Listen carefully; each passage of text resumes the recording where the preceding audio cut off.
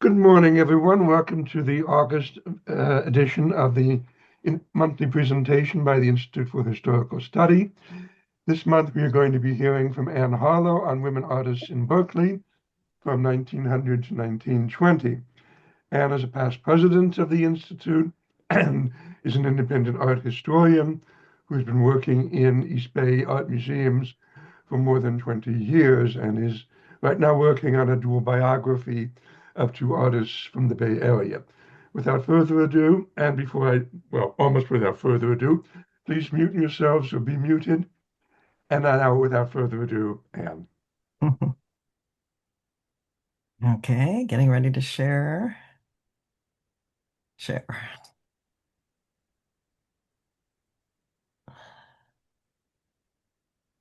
Okay, I'm going to tell you a little about these 18 women artists involved in the Berkeley art scene in the early 20th century. I originally prepared the talk to present at the Berkeley Hillside Club earlier this summer when they had a show of paintings from the period on loan from members' collections. The Hillside Club was founded by a small group of women in 1898. They began including men in 1902 and opened a clubhouse designed by Bernard Maybeck on Cedar Street, north of the UC campus, in September 1906. The club was geared toward living in an artistic setting in harmony with nature, as described in the book The Simple Home by Charles Keeler. Hillside Club members basically embodied the arts and crafts movement of the period and still revere it today. The club began hosting short art exhibits in 1911. The Berkeley art scene was directly related to the San Francisco art community. By 1900, San Francisco had a nationally recognized art school that was established in 1874. If you read short biographies of these artists, some will say she attended the Mark Hopkins Institute of Art, but the name of the school was actually the California School of Design. Starting in 1893, it occupied the former Mark Hopkins Mansion on Nob Hill, which also housed the San Francisco Art Association's art collection. The building itself was owned by the University of California and called the Mark Hopkins Institute of Art.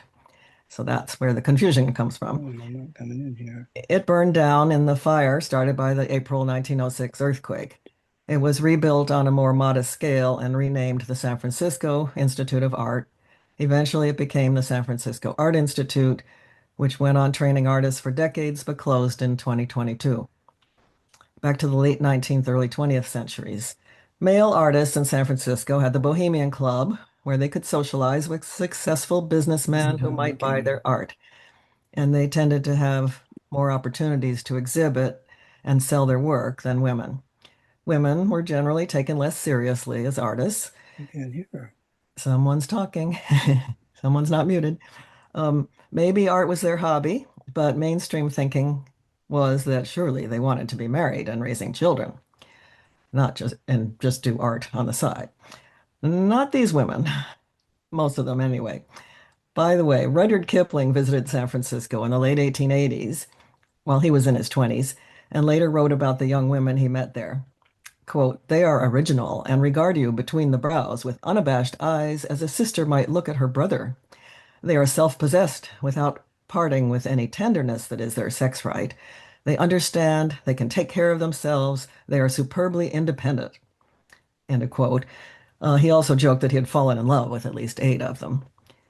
There were enough women artists in San Francisco that in 1885, the San Francisco Art Association presented 266 works in what was called the First Annual Exhibition of the Lady Artists of San Francisco. It seems to have been the first major exhibition of women artists anywhere.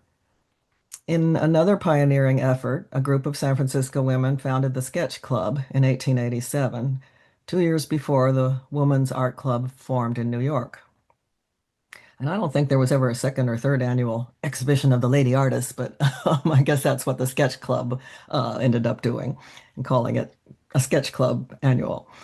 I want to mention William Keith, who was one of the most prominent artists in the Bay Area beginning in the 1870s. He and his second wife, Mary McHenry Keith, who was the first woman graduate of UC's law school and a social activist, settled in Berkeley in 1885, just outside the UC campus. Keith commuted daily to his San Francisco studio where he gave some sort of painting lessons to young women artists. Keith was, by the way, a member of the Bohemian Club and very financially successful as an artist, so he didn't need to make money teaching, but he liked having the young women around. Okay. Berkeley already had a sizable number of artists by 1900, but after the April 1906 earthquake and fire, there was an influx of more. The five-story building under construction at Shattuck and Addison, at the far left in this photo, was quickly given a new identity as the studio building, with artist studios and exhibition space on the top floor. The photo also shows Berkeley's original and rustic Southern Pacific train station at the right. Frederick Meyer, a furniture maker, founded the School of the California Guild of Arts and Crafts in the studio building in 1907. That guild, based in San Francisco, seems not to have lasted long, and the very next year he renamed the school California School of Arts and Crafts. In 1910, it moved to larger headquarters nearby in Berkeley. It went on to become California College of Arts and Crafts in Oakland and eventually California College of the Arts, which is basically also going out of existence. The mosaic shown on the right still exists on the floor of the entryway to the studio building. This book, Jennie V. Cannon, The Untold History of the Carmel and Berkeley Art Colonies, is an amazing reference source full of in-depth research about artists who were active in Berkeley or Carmel in the early decades of the 20th century. Many of them, including Jennie Wennerstrom Cannon, were involved in art circles in both places. It also tells the story of her life and career from 1906 to 1911, and again for part of the 1920s. Also, unfortunately, wait a second, I'm sorry. Unfortunately, the author, Robert Edwards, concluded that Berkeley only qualified as an art colony from 1906 to 1911, and again for part of the 1920s. Maybe I said that. I don't know. Also, unfortunately, for health reasons, it looks like he won't be able to come out with the second volume he had originally intended. In any case, it's a valuable reference book because it summarizes and cites thousands of newspaper references, addresses from city directories, voter registrations, exhibition catalogs, and more for both well-known and basically obscure artists. This is one page of the Edwards book showing just artists with A and B last names, including three I'll talk about. You can see in the right-hand column that he was planning to cover some of the artists in Volume 2. Artists in brackets in the left column never lived in Berkeley but exhibited art there. Anyway, note the middle section where he's documented several art exhibitions in Berkeley. Column 1 is an exhibit at the Studio Building in December 1906.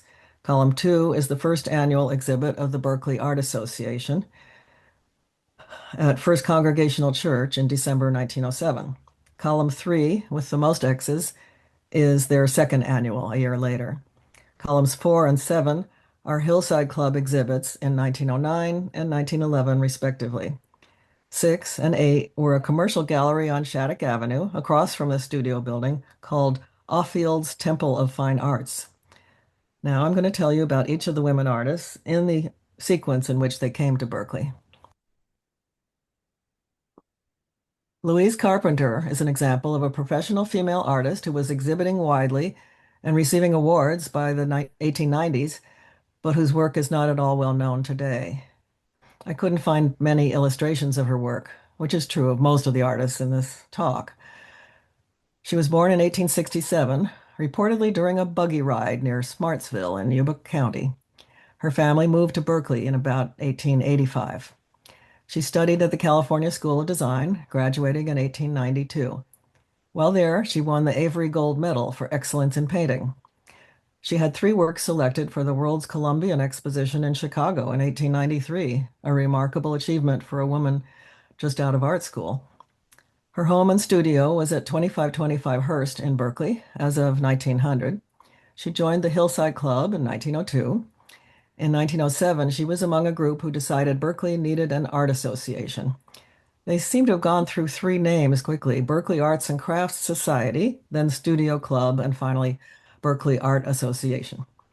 When the Studio Club was announced, Charles Keeler was president, and Louise Carpenter, this artist, was corresponding secretary.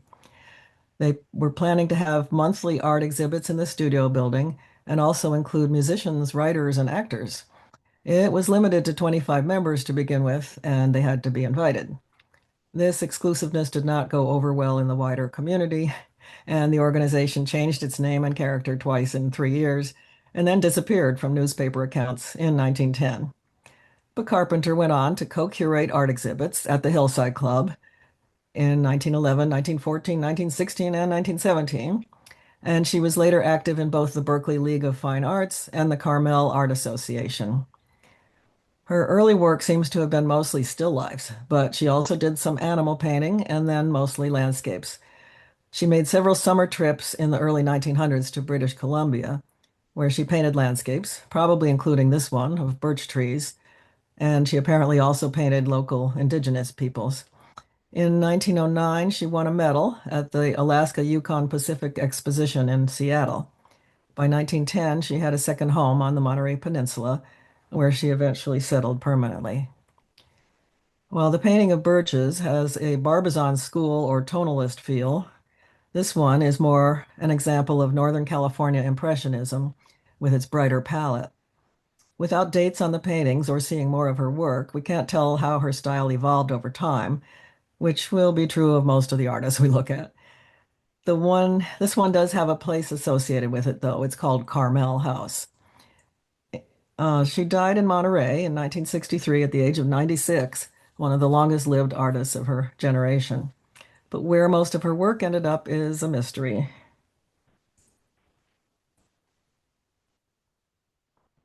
I hope you're not seeing this line. I'll stick it up there. Okay. I want to talk about two important Berkeley women artists, even though I haven't found a single picture of their artwork. Eleanor Carlisle was born in 1863 in Nebraska City. The daughter of Alexander Majors was one of the founders of the Pony Express. She had formal art training, likely in San Francisco, and later studied with William Keith. She was one of the founding forces behind the Berkeley Art Association.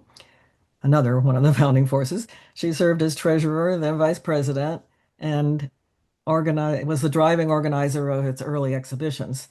She chaired the oil painting committee for the second annual, and she exhibited her own work locally as well. By 1909, she was elected to the Berkeley Board of Education, the first woman to hold that position. She advocated for kindergartens, for working mothers, for equal pay for women teachers. When she ran for re-election, she gave what the papers called a sensational speech calling out the male-dominated political machine opposing her. Berkeley women rallied behind her, and she won easily. She, of course, was also a suffragist. When women got the vote nationally in 1920, she called the 19th Amendment, quote, the greatest event since the Declaration of Independence, end quote. And for my Unitarian Universalist friends, she was a member of the First Unitarian Church of Berkeley. The portrait you're seeing was published when she was the founding president of the Bay Federation of Mothers Clubs in 1910. She also served on the board of the Berkeley Chamber of Commerce in the 1920s, when Charles Keeler actually was the executive director of the Chamber of Commerce. She moved to San Francisco, though, after the 1923 fire and died there in 1932. Sally Dangerfield was born in Kentucky in 1870 and came to San Francisco as a child after her mother remarried. By 1899, she had leased a house on Bancroft Way in Berkeley, close to her teacher, William Keith, and soon after that, she opened a studio in San Francisco as well. She turned her Bancroft Way house into what she called an art exchange, displaying and selling work by dozens of Bay Area artists. After the 1906 earthquake destroyed her San Francisco studio, she and her housemate Frances Soule Campbell, a fellow Southerner, developed the exchange into what became known as Berkeley's most fashionable atelier. An early success was a 3-day show at the Hillside Club for her artist friend Bertha Stringer Lee in the fall of 1906. Dangerfield became the first woman in California to own and manage a professional art gallery. She also served on the board of the Berkeley Art Association and designed its first exhibition catalog. In 1908, she became the first woman to head the art department at Shreve's, the San Francisco jewelry firm.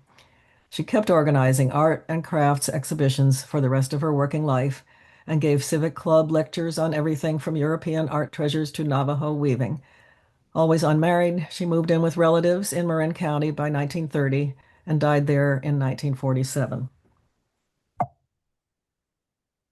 Come on, forward. Okay, let's see. Now it's stuck. Oh, let's try this. Ah, Louise Keeler helped shape Berkeley's artistic identity through the institutions she helped create and the work she made with others. She was born in San Francisco in 1872, married Charles Keeler in 1893, and they settled in Berkeley. She, like numerous other women, studied painting with William Keith, but she's best known for decorative illustrations of her husband's poetry and other books, including A Berkeley Year, published by the Women's Auxiliary of the First Unitarian Church of Berkeley in 1898. It's not clear where she got her training in graphic design, or maybe she was self-taught with innate talent. What you're seeing on screen are examples of her decorative work, intricate pen and ink designs in the William Morris arts and crafts vein, stylized botanical imagery, densely patterned, deeply skilled.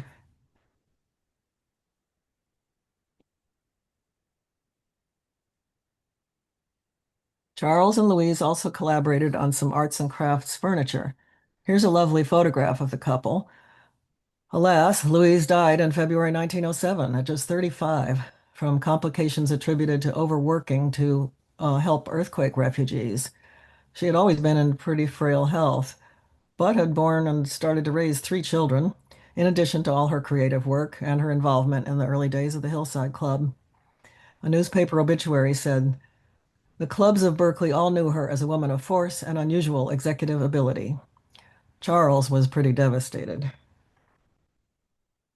Florence Lundborg is one of the most visually distinctive artists in this group. She was born in San Francisco in 1871 and trained at the California School of Design. She and 3 other women graduates of the school then studied in Paris with James McNeill Whistler. While there, she and another woman artist decorated a restaurant with murals illustrating the Mother Goose rhyme about the Queen of Hearts who made some tarts. The work was done in exchange for food they ate there. What she's best known for is her work for The Lark, a little magazine published in San Francisco from 1895 to 1897 that's considered one of the defining documents of the American arts and crafts movement.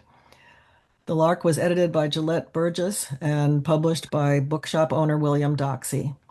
Her posters for The Lark were exhibited in New York and reproduced in European design publications, a remarkable reach for a California woman art student in 1895. The style and technique of her designs for the Lark covers and posters were influenced by Japanese woodblock prints and probably also by East Coast and European graphic design trends of the time, although it wasn't until 1897 that she went to Europe. She spent her 3rd year in Paris drawing illustrations for a deluxe edition of the Rubaiyat of Omar Khayyam, published by William Doxey of The Lark, who had moved to New York in 1900. Back in San Francisco, Lundborg continued doing illustrations, including the book Yosemite Legends on the right, published by Paul Elder in 1904. This group recently heard a talk by David Mustardi about his biography of Paul Elder. By that time, she was supplementing her income by teaching art at Anna Head's school in Berkeley. After the 1906 earthquake, she stayed with friends in Berkeley for a while. She was included in the Berkeley Art Association's first annual show in 1907 and the Hillside Club's Women Artists exhibition in 1914. So although she didn't live in Berkeley, she was embedded in the Berkeley Art Network. She did some oil paintings, and the one of the Palace of Fine Arts on the right was in the Hillside Club exhibition, the recent one this summer. And she was a muralist who was commissioned to do a major mural for the tea room of the California building at the 1915 Panama Pacific Exposition. Anne Bremer, who was also doing murals, found it annoying that Florence got that job without an open competition. Both had studied with Arthur Matthews, but he probably recommended Lundborg. Another prestigious mural commission for Lundborg was for the Hotel Del Monte in Monterey. After living downstairs from Anne Bremer in San Francisco's studio building, she moved to New York in 1917.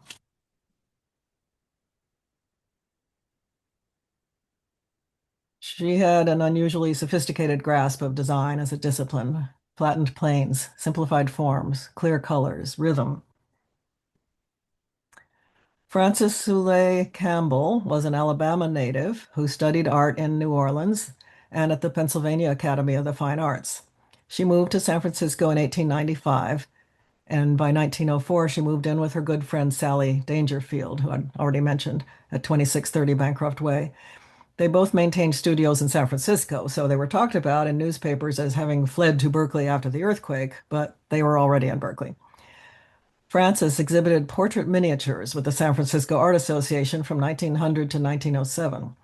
I haven't found any of hers online, but the image on the left gives you an idea of what a portrait miniature was, a painting in watercolor on ivory. Those remained popular long after the advent of photography. She also drew portraits of prominent people. In the middle is a 1909 page of the San Francisco Call featuring some of these. Artist William Keith is at the top right. She also drew the pastel landscape on the right.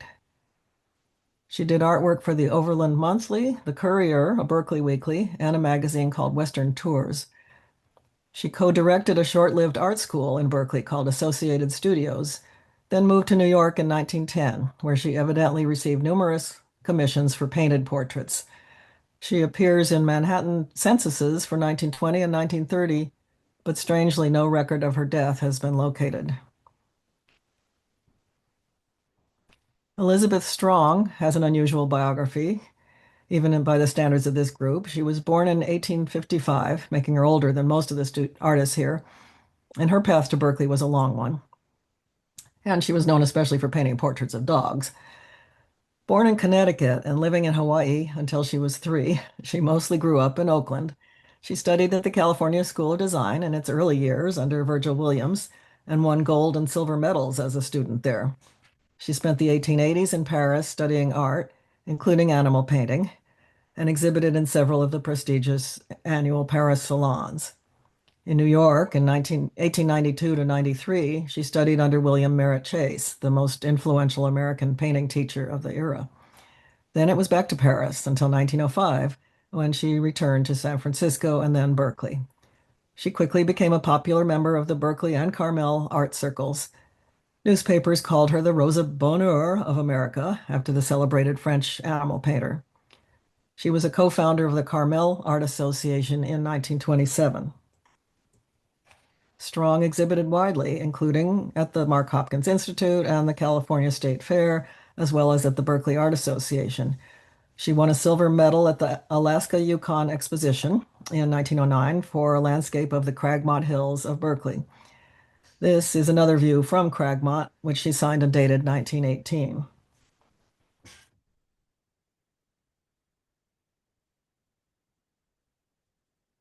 Okay. Leola Hall Coggins is the most cross-disciplinary figure in this group. She was an architect as well as a painter. I've also found more photos of her than of the others. She was born in San Leandro in 1881 and studied painting with William Keith and Raymond Yelland. The stepdaughter of a contractor, Leola Hall bought a plot of land in Berkeley in 1905 and designed and built a house there. Berkeley was already growing fast, but after the 1906 earthquake and fire, there was huge demand for housing in the East Bay. Between 1907 and 1912, she built dozens of craftsman-style homes in the Elmwood area.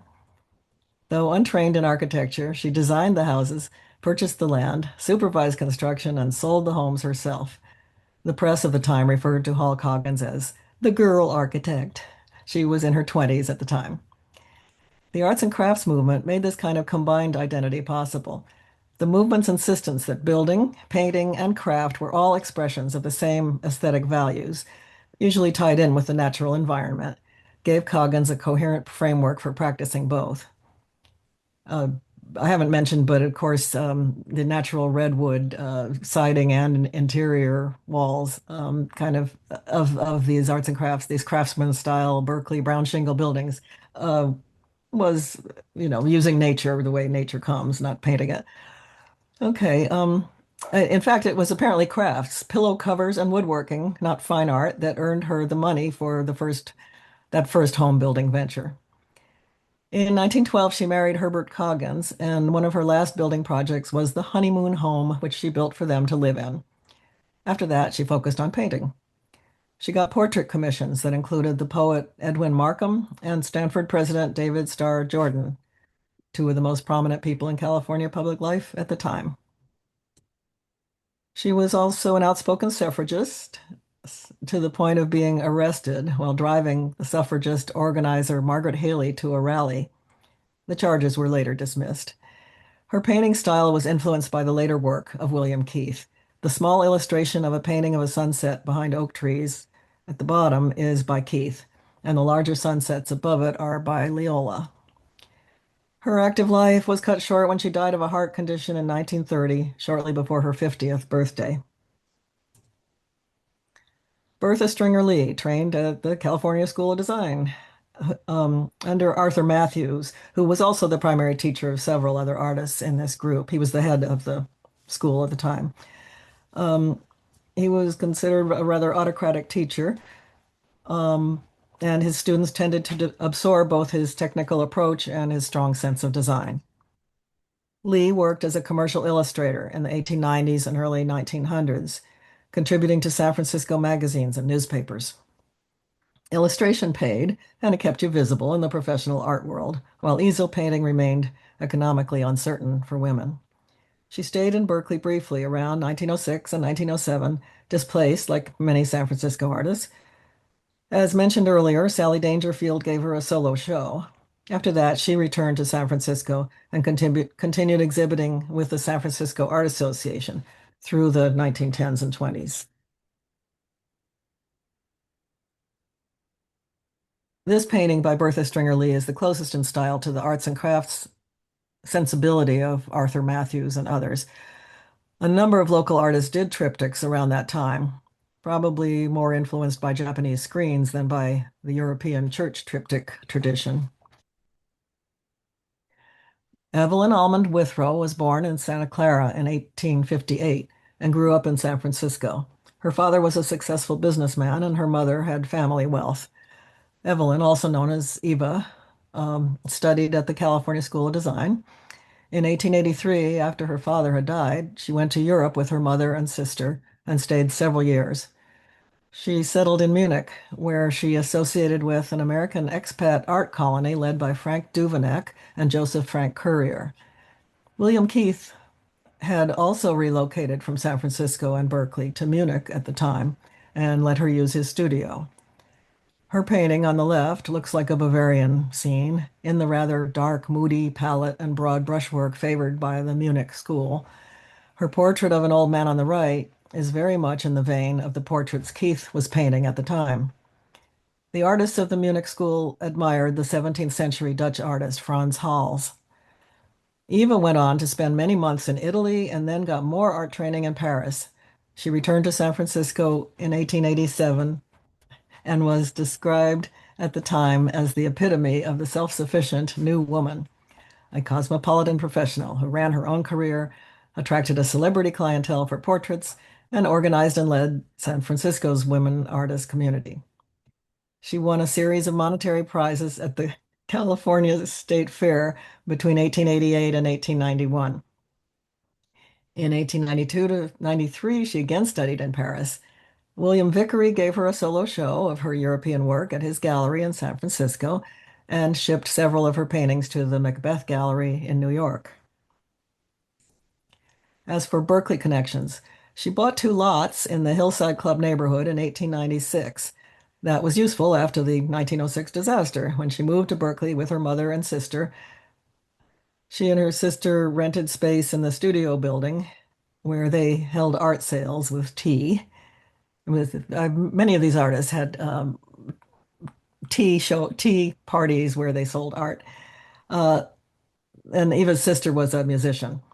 Eva became an active proponent and co-organizer of the Berkeley Arts and Crafts Society, which was the precursor to the Studio Club and the Berkeley Art Association. She moved back to San Francisco, though, in 1908, but she visited Berkeley friends often and entertained them at her home salons.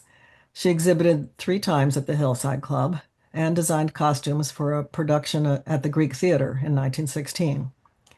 A whole saga is told in the Robert Edwards book about both Eva Withrow and Sally Dangerfield, understanding they had each been selected to arrange the California art part of the Alaska Yukon Pacific Exposition to be held in 1909. Besides landscapes and portraits, Withrow painted several symbolic works involving large bubbles that were supposed to represent a spiritual essence, but I've only seen descriptions of them, not illustrations.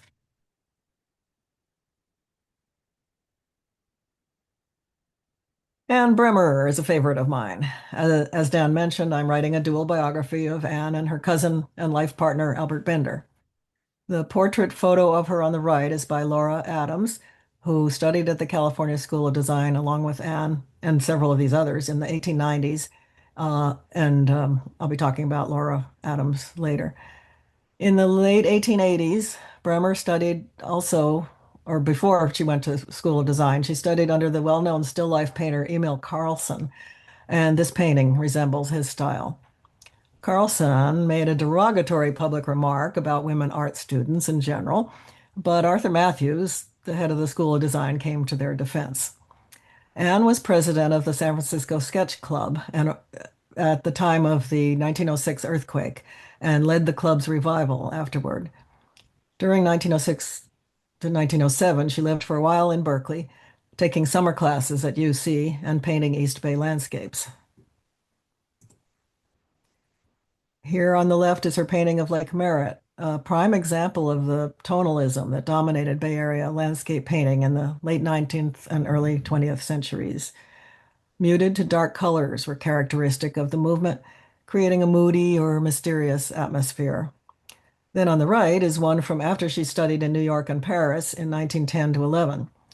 After her return, she was called, in an article by Porter Garnett, the most advanced artist in San Francisco. She was also referred to as a modernist, a post-impressionist, a painter in the decorative style, and a woman artist with a man's touch. Marsden Hartley is said to have called her one of the 3 artists of real distinction California has produced. She had 5 paintings at the 1915 Panama Pacific Exposition and won a bronze medal. Here are 2 more works by Bremer, both exhibition size, a still life of Asian objects and a figure study. I don't have time to talk about what was so advanced about her style, but keep in mind that Impressionism had barely made an impact on Bay Area artists by the 1910s, let alone post-Impressionism. She was inspired to go study in Paris after seeing the radical paintings by Matisse and Cézanne that Sarah Stein, sister-in-law of Gertrude Stein, brought back in 1907 or so, and that you can learn more about at the current exhibit at SF MoMA. Constance Jenkins was born in Melbourne, Australia in 1883 and trained at the National Gallery of Victoria Art School, an institution that shaped many of Australia's finest painters. In 1908, she became the first woman ever to win the school's traveling scholarship, Australia's richest art prize. She won it for her painting Friendly Critics on the left here, a studio scene showing a young woman artist receiving comments from her family. The travel scholarship took her to Paris, then London and Italy. She studied at the Académie Julian, copied Velázquez, and developed the loose bravura brushwork that would define her California work. She arrived in San Francisco in 1912 and married fellow artist Spencer Mackey in Berkeley. They had met as students in Melbourne and reconnected in Paris. They started a private art school in the San Francisco Studio Building, where Anne Bremer and other artists lived and worked. In 1917, they merged their school into the California School of Design, where Constance joined the faculty. She taught painting and drawing there for 2 decades. She was a co-founder of the Society of San Francisco Women Artists in 1925. In 1929, a portrait by her won the Anne Bremer Prize at the San Francisco Art Association Annual. There was an Anne Bremer Prize because Bremer had died in 1923, and Albert Bender set up various prizes in her memory. This landscape is dated 1919, so we know it also falls within the time frame of this talk. She died in San Francisco in November 1961 at 78, struck by a car near Market Street. She's buried in the Sunset View Cemetery in El Cerrito. Isabelle Percy was one of the 4 instructors at Frederick Myers New School in Berkeley when it opened in the fall of 1907, shortly after she had a solo show in the same building that August. She was born and raised in Alameda in Oakland, the daughter of a wealthy architect, and frequently appeared in the society pages of the Oakland Tribune as a young woman. Like so many in this talk, she was a graduate of the California School of Design, but before coming to Berkeley, she had also studied with Arthur Wesley Dow, a renowned teacher and leader of the arts and crafts movement in New York. At the School of Arts and Crafts, she taught design, drawing, watercolor, and applied design. But she resigned after 3 semesters to resume graduate work at Columbia with Dow and then travel and study in Europe. She came back to the Bay Area, spent several years in Oakland, married George West in 1916, and in 1920 returned to Myers School, now as professor of costume design and composition. She taught there until retiring in 1941, and a gallery on the Oakland campus was named in her honor. But sadly, that art school, as I mentioned, is dying like the San Francisco Art Institute did. Now for Jennie V. Here she is at 2 different ages and represented by her, sorry, by a painting of an iconic Berkeley scene. She was born in Minnesota to impoverished immigrants from Sweden and Norway. By the time she was 11, both her mother and stepmother had died. She and her sister were passed among relatives, while her father traveled a lot. She wasn't able to attend school regularly between ages 11 and 17, but she was an avid reader and also a lover of beauty who started painting landscapes as a child. Her father's artistic bent as a woodworker and his independent-mindedness seem to have been traits he passed on to her. She passed an exam to be an elementary school teacher and did that for a few years, including while studying at Hamline University in St. Paul. During her time there, she met a charismatic artist named Bolton Brown, who had been hired by Stanford University to start a program in drawing and painting.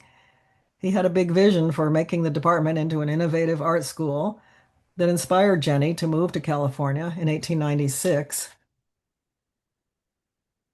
and earn the very first master's degree in art at Stanford. She married fellow student William Cannon, a botany major, and in 1900 they moved to New York, where he did graduate work at Columbia, and she studied at the National Academy of Design and at the New York School of Art under William Merritt Chase. They then moved to Tucson, where she launched her art career. Bolton Brown, the art professor at Stanford, got in trouble with Jane Stanford for using nude models in the classroom and eventually got fired and mostly erased from Stanford and Bay Area history. He returned to the East as the founding director of the Bird Cliff Art Colony in Woodstock. Jennie had already fallen in love with the Monterey Peninsula and got back there to paint as often as she could. In the fall of 1907, she spent 5 weeks in Berkeley, staying with the artist Elizabeth Strong, who she must have become friends with in Carmel. That 1907 visit is when she was so impressed with the Berkeley Art Colony, calling it the Art Center of the West, Art Capital of the West. She went to a mass meeting at Berkeley High School that was part of the launch of the Berkeley Art Association. She said that there were so many people that they flooded into the street. They all clamored for an art museum and an institute to promote the arts. This moment warmed my heart. She persuaded the famous American Impressionist William Merritt Chase to come out to Carmel to teach his last summer session for painters in 1914. She and her husband divorced in 1917, and she moved to Berkeley permanently in 1918. Her home at 1631 La Vereda Road included a studio gallery that became a hub for local artists. She had an art column in the Berkeley Daily Gazette through the 1920s, gave lectures, and wrote an autobiography called Watershed Drama. She was a co-founder of the Carmel Art Association in 1927. Here are 3 more examples of her work. two Carmel scenes and one of Mission San Luis Rey in Oceanside. She joined the Laguna Art Association and spent several weeks painting and exhibiting in Southern California and Arizona, at least twice in the 1920s. So she got around. She signed at least some of her canvases J.V. Cannon, concealing her gender, as some other women artists did. And her Art and Artist newspaper column byline was conducted by J. Wennerstrom Cannon. But we have more women artists to check out. Alice Best, sometimes recorded as Mary Alice Levesque Best, was born in Stockton in 1870. Her family moved to Oakland when she was 15. As a teenager, she spent time at a tuberculosis sanatorium in Hawaii, which was where she began studying art. She then trained at the California School of Design and in Paris. She married the painter Arthur Best in 1895, and the two ran the Best School of Art, what a name, together in San Francisco from roughly 1896 to 1920, a remarkably long run for a private art school, with 35 to 40 students enrolled on average. One of their more successful graduates was Otis Oldfield, who went on to real prominence in California modernism. The painting on the left of the Cal campus was in the recent exhibit. She obviously used the campus as subject matter more than once. That's Stowe Library on the right. She lived in Berkeley from 1908 to 1925. She won a bronze medal at the 1909 Alaska Yukon Pacific Exposition and received other kudos. But the press often described her as Arthur's assistant, even though her work was clearly being recognized on its own terms. She was also seriously engaged outside the studio, active in the Theosophical Society, the Women's Democratic Club, and several suffrage and progressive political organizations. She lectured publicly on these topics throughout her career. She died in 1926. Her career cut short in midlife, like Anne Bremer's had been in 1923. Now I'm going to tell you about four women who spent time in Berkeley and helped pioneer photography as an art form. The oldest and best known, although not the first, was Ann Brigman. She and others participated in a movement now called pictorialist photography, in which the idea was to create a beautiful image, and it generally included slightly soft focus and manipulations of the negative. Anne 𝘈𝘳𝘵𝘮𝘦𝘯 was born in 1869 near Honolulu. It's funny how often Hawaii comes up in this. But her family moved to Los Gatos when she was 16. In 1894, she married an older sea captain, Martin Brigman, and she sailed with him on voyages to the South Pacific. By 1900, she'd stopped traveling with him and settled in Oakland.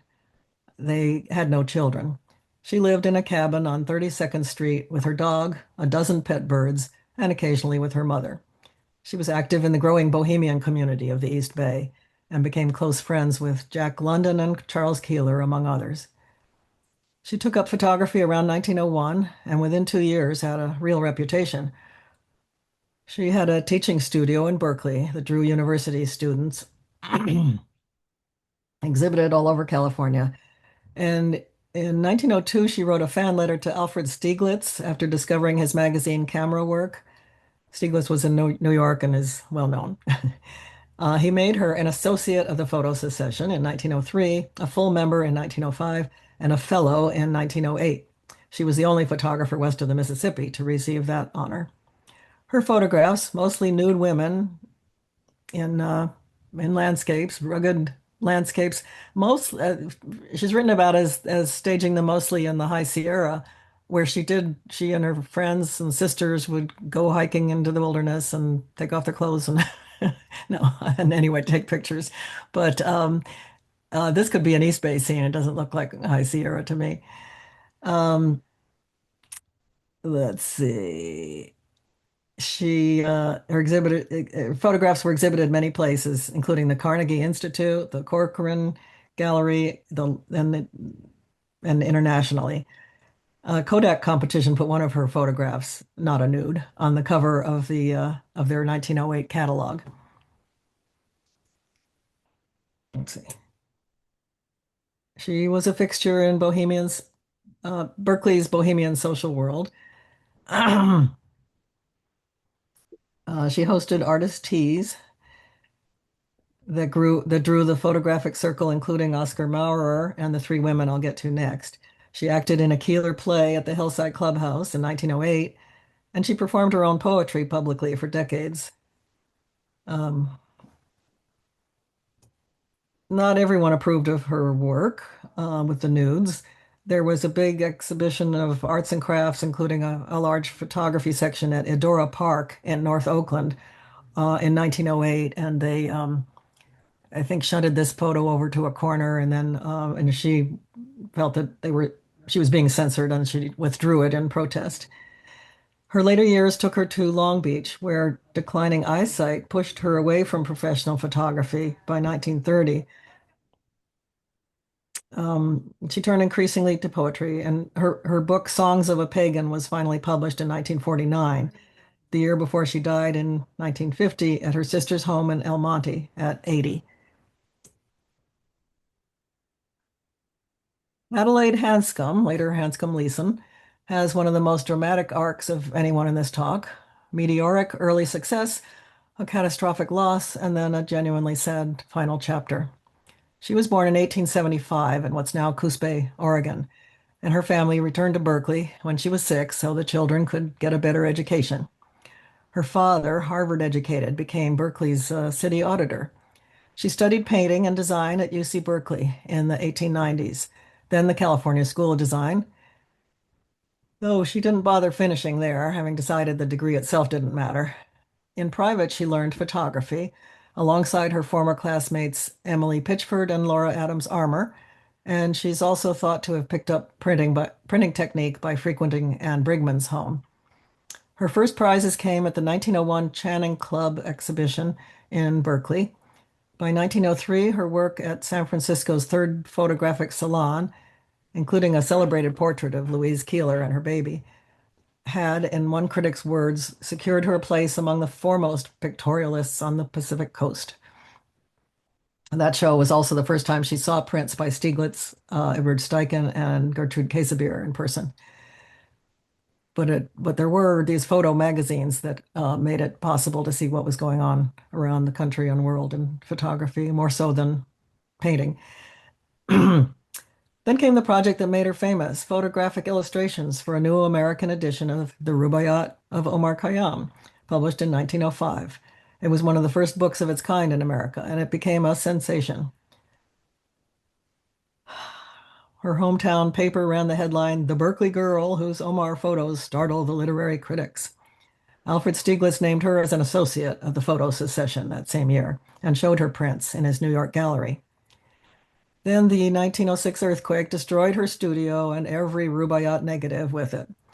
She rebuilt in Seattle, won the logo design competition for the Alaska Yukon Pacific Expo, married mining engineer Arthur Leeson in 1908, and kept working through moves to Alaska and eventually Danville, California.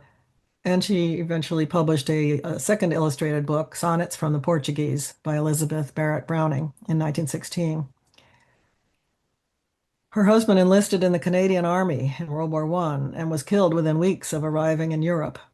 Combined with her father's death 3 years later, she fell into a depression severe enough that she was institutionalized more than once, and she never photographed professionally again.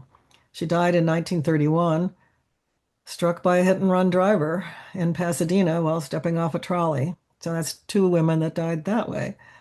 Her work was largely forgotten until a serious reassessment began around 2008. Emily Pitchford is a key figure in Berkeley's pictorialist photography circle, even though the documentary record is thinner for her than for Hanscom or Brigman. She was born in 1878 in Gold Hill, Nevada, and studied at the California School of Design in the 1890s, the same institution as Armour, Hanscom, and most of the painters in this group. Her connection to the Berkeley Photography Network is direct. She shared a studio with Adelaide Hanscom in the early 1900s, and then with Laura Adams Armour in Berkeley as of 1902. By 1906, she had her own independent studio in Berkeley. She won a bronze medal at the Alaska Yukon Expo, which places her work at a recognized national level, even if it received less critical attention afterward. In 1911, she married mining engineer William Leo Hussey in Johannesburg, South Africa, and they remained there until 1921. She then returned to Berkeley, where she lived until her death in 1956.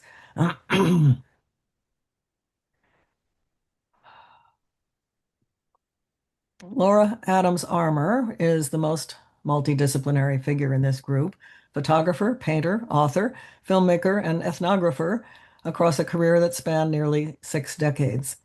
She was born in Sacramento in 1874 and came to San Francisco as a child. She studied at the California School of Design between 1893 and 1899 under Arthur Matthews. That's his portrait, her portrait of him on the left. From 1901, and entered in San Francisco's first photographic salon. By late 1899, she had opened her own photographic studio in the Flood Building. She rapidly became known as a portrait photographer and published her theories on lens rendering, a remarkably technical and intellectual thing for a 25-year-old woman artist to be doing in 1899. She sold the studio in 1902, partly for health reasons, partly out of disdain for the commercial end of photography, and married Sidney Armour, a commercial artist. They moved to Berkeley. Excuse me. In Berkeley, she continued a home photography practice, and the black and white photograph of the elderly Chinese gentleman in the doorway gives you a sense of her documentary eye. Her Chinatown photographs from around 1900 are candid, humanist, and technically accomplished. Earlier, we saw her portrait of Anne Bremer. It occurs to me if you're not, that you may be seeing the paintings cut off. Sorry about that. In the early 1920s, she began visiting Hopi and Navajo country, learning the Navajo language, living for extended periods on the reservation, collecting sand painting designs from ceremonies, often ones never before recorded, and eventually making a film. She also wrote and illustrated books. All of that is beyond the time we have for this talk, but I wanted you to get an idea of her painting style as well as her photography. It has that same decorative arts and crafts flavor we've seen before in some of these other artists' work. And this concludes my survey of 18 very talented and accomplished women artists associated with Berkeley between 1900 and 1920. And I guess I've gone over time, so I will stop sharing and open up for questions and comments. Well, thank you very much, Anne, for that extensive review of women artists in Berkeley. I'm going to take privilege and ask the first question, which is, you mentioned a number of artists who went to Paris from time to time. Now, in my admittedly failing memory, I recall that the Impressionist and Post-Impressionist schools in Paris tried to advance women artists at a time when that was not necessarily popular. Do you have any ideas about how the women's artists advancing in Paris helped influence women artists advancing in Berkeley? Well, I think they came back with newer ideas and also I guess with sort of all these interrelationships. I'm only gradually realizing how many of these women were all in school in San Francisco in the 1890s, together. And several of them studied with Whistler at the same time. One of the women that I didn't talk about was Arthur Matthews' wife, who was also studying with Whistler while Matthews was studying someplace else. But so they in Paris also there was an American Women's Art Club where they could live and live under sort of supervised circumstances that their parents would approve of. And they started an American Women's Art Association or something in Paris. So the networking was good. As far as who they studied with, it's not like none of them studied under no, not him. The Academy Julian that so many of the male artists went to. So it does seem like they were not fully accepted into the same studios that the men were, if that answers your question. I'm looking more for women encouraging each other to break through and to break out of the male-dominated field. But and other than that, I guess it answers my question. um, yeah, I think the camaraderie was helpful.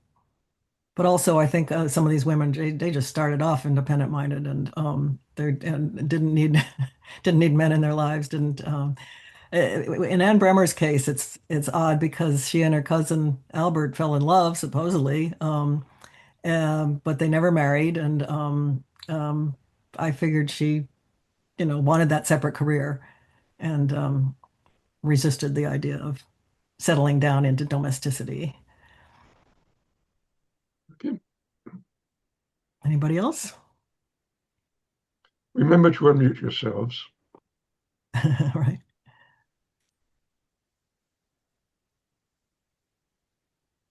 Well, I wanted to mention, I can never stop researching. I was still working on this morning, and this is a book. Oh, darn it. You probably can't see it, but it's called Berkeley Bohemia, Artists and Visionaries of the Early 20th Century.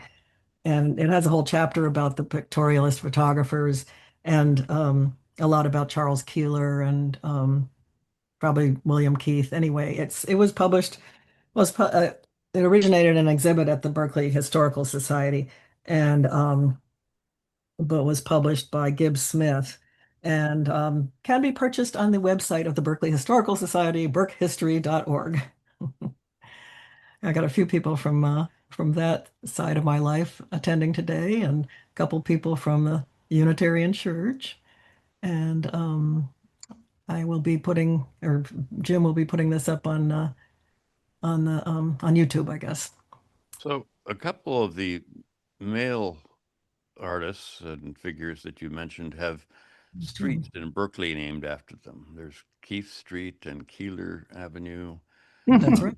Are any of your women artists honored in that way? No way. They basically went into obscurity for the most part, except for, Isabelle Percy West, who stuck around a long time and got a gallery named after her. Hmm. Hi, Anne. It's Liz Schott. I have a question, Okay. naturally, about Albert, our favorite. Right. Did our friend Albert support any of the other women artists as well? I mean, not in the same way as he did Anne, but in other ways, was he a proponent of women artists at the time? I never thought about that. It doesn't, yeah. Like when Mills College was opening its art gallery, he was very involved, and so he got Lucia Matthews to donate a painting, and I think Constance Mackey donated a painting, and of course you know, people who just saw each other in person, there's no documentation of how, or very little, of how much they interacted with each other. Right. There were these various women artists living right downstairs. I think Albert and Anne, they lived in adjoining or adjacent apartments on the top level, and were apparently behind like creating that studio building. Uh-huh. So yeah, supportive in a way, but not, but and when Anne, it was in a letter from Anne to Albert where she said, "Oh my God, why did they give that mural commission to Florence without an open competition? And it's not fair. It's not fair." And he's written something back that you don't get to see because she didn't save his letters. Oh no. And then she says, "I'm not. It's not like I'm going to go out and protest. Unfair, unfair." But yeah, so whatever he wrote, he, didn't think it was too unreasonable that Florence had gotten the commission. Right. Okay, thank you. Sure. Uh, Any, so Anne, Eileen? Lynn, yeah. So this is a general question. I noticed with all this beautiful artwork and even the photography that there's no daily life, there's no internal household, people working and doing things within a home setting or inside anything? Was that part of As subject matter? what was happening? Yeah, as a subject matter. I mean, was that part of the whole sort of ways to express yourself artistically in those periods, or did they avoid it because they're women and they didn't they didn't want to be seen that way? Well, I would guess it just wasn't considered, that would be genre painting, I guess, and it just wasn't in Yeah. style at the time because the men weren't doing it either. Yeah. I don't think. There are there's the portrait of Louise Keeler holding her naked little baby. Oh, I didn't see. Okay. No, I didn't show it. Oh, okay. But I mentioned it as having been receiving acclaim in an exhibit. Uh-huh. Let's see. So, yep. Just anything more domestic, I guess. Yeah. Anne Bremer has a painting of a woman standing in her garden. Yeah. And lots of people did gardens, men and women, but Mhm. they didn't. I don't think they did home interiors particularly. Okay. Too dark. No, I don't know. That's true. At the time. Yeah. Right. Anybody else? I just want to say such an interesting group of women, and I'm so glad you're researching, and I hope it ends in some kind of publication, Well, online, offline, because as you said, they were obliterated. They got lost. yeah, that's an idea to do a written version, an illustrated written version, and put it on the the ever-growing Berkeley Historical Society website.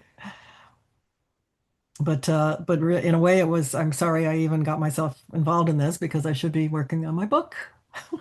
Well, you might want to put this into your book. Well, the book's about Albert and Anne, and yeah, I mean there are. It was. Yeah, it talks about the what's it called, the sketch club and other things. So yeah, it touches on a lot of this. Anyway, I guess we're out of time. So thank you all for We are out of time when people stop talking. Oh, okay. Then I know what you make of it. what's that? Oh, it's what you make of it. Yes, this is an Einsteinian time situation. How's that? Any other thoughts or questions? Suggestions for improvement? Well, I have a suggestion for the presentation. Everybody saw a bunch of faces over on the right, right? And were they over? On top. Pardon? It depends on how you set up your screen. I saw them on top. Oh, right. Yeah. Were you able to see all my entire slides? Nothing was Yes. blocking? I Okay. discovered that I could shrink the right-hand side and see all of the pictures, all Yeah, of them. so sometimes you have to make changes on your Yes, but I'm not very technically advanced, and my own self-discovery was wonderful. congratulations. I just saw Everybody sees on Zoom how they set it, the way it's set up for them. So I can't tell you what you see on Zoom. I can only tell you what I see. And then I think the How recording, setup works. Jim's about to say something. yeah, But we can all see your share screen. Good. And Uh, not my text. uh, I was still, We cannot see your text. I came in trying to figure out, I came in a few minutes early saying, I don't know how to like have my text on the right side of the screen and what you guys are seeing on the left side of the screen. And I finally just had to work off of a printed text. there is apparently a way to do that. I was researching it, but we ran out of time. I only saw you in a thumbnail and your slides because I have it set to presenter mode. You can make a choice as to what you want, or speaker mode. You can see that up in the upper right. You can make that control, and so I think that's how it's going to be, how the recording worked, because it's probably following the way I had it set up, because I initiated the recording. Okay. That may well be. Okay, thank you, Anne, for excellent presentation. And I just want to announce that especially to the guests, that we do this every month. And if you want to hear more presentations, you're quite welcome to look into joining the Institute, ihs.org. We always welcome new members who have an interest in history. Next presentation, we do this every month except December. The next one will be on September 19th at 10 a.m. Pacific time. Karen Orphan will talk about adventures in translation, some of the experience she had in when her works were translated into other languages, including Japanese. Thanks again, Anne, and we'll see you all hopefully next month. Mhm.